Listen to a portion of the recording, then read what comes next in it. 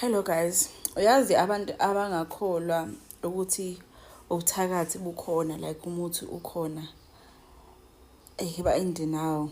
Angeke ngasho ukuthi ba in denial but ngoba mhlawumbe abaze babone mhlawumbe izinto zenzeka uyabo, so abakholwa. Yeah guys, story time. Mhla ngikholwa ukuthi into ekuthiwa umuthi ikhona iyasebenza. I don't know the science behind it and I want to know the science behind ukuthakatha nomuthi. Kodwa nasi story. So dala ngangisayingane, I think ngangila ko 6 or something. Ngangisayingane ekhaya kwakunomsebenzi. Akungena umsebenzi futhi kwakune ngqoba masonto kamalume wami omncane. Makunenqoba masonto amalume omncane yafika umakoti wami omncane ulethe izinto kube mnandi impela. Yasinwa kunjeya.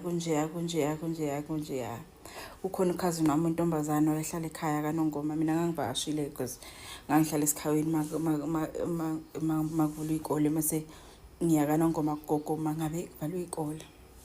Okay, sharp. Kube mnandi kuze kuhleke ntambama ke.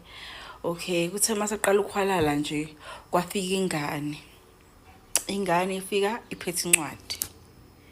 Incwadi encane ithi kuthiwa ngizonikeza uSibanibanyana. Cousin wami ngeke ngimusho ngegama. Kuthiwa ngizoyinikeza uSibanibanyana. Angazi phuma kubanibani umfana angazi wayefunda naye high school umfana thizeni. Okay, sure. Ayithatha lokhuza ayiphathi lo ncwadi leyo. Okay, ngiyabona umuntu ushintsho la imuthi nje. Yabo kubele kushintshe nje kube imuthi ishintshe nje completely. Okay, sihambe ke siyolala ke kwamalume wami omunye because emakhaya uyabona kanjani, angazi ukuthi ngizochaza kanjani but umuzi omkhulu la, umuzi kagogo nomkhulu, but lapha phezulu umuzi kamalume thizeni, lapha phezulu lapha ezantsi umuzi kamalume. Yabo it's like isigodi sonke nje esakini. Okay, sihambe solala kamalume ophakathi. Okay, masifika lapha afike ayivule le ncwadi guys, ayivule le ncwadi ayifunde. Avela ashintsha umuntu after ukufunda incwadi. Avela ashintsha umuntu after ukufunda incwadi.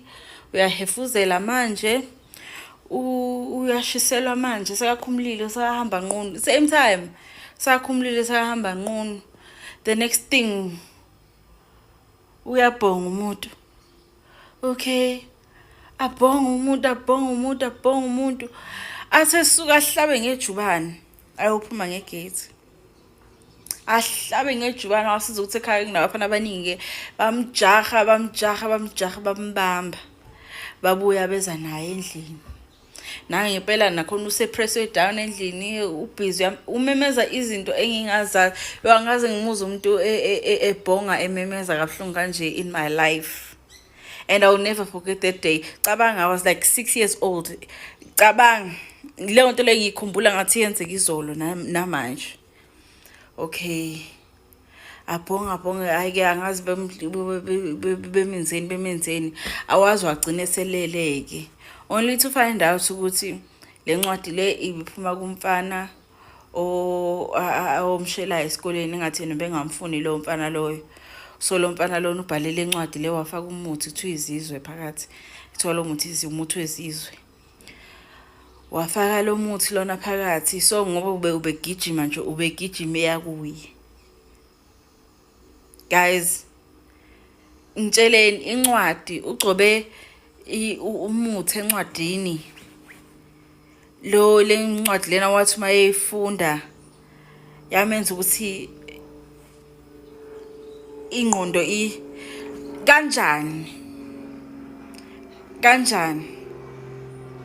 Mina guys, ubuthakathi bukhona and futhi be careful guys, ngoba umuthi ukhona and uyasebenza. Laba abawusebenzisayo, laba abathakathayo bayawusebenzisa kakhulu futhi angazi ukuthi ngiwavikela ngendlela oyivikela ngayo but ungasho ukuthi umuthi awukho. Umuthi ukhona, ngawubona umuthi ukhona, abathakathi bakhona, ukhona umuthi.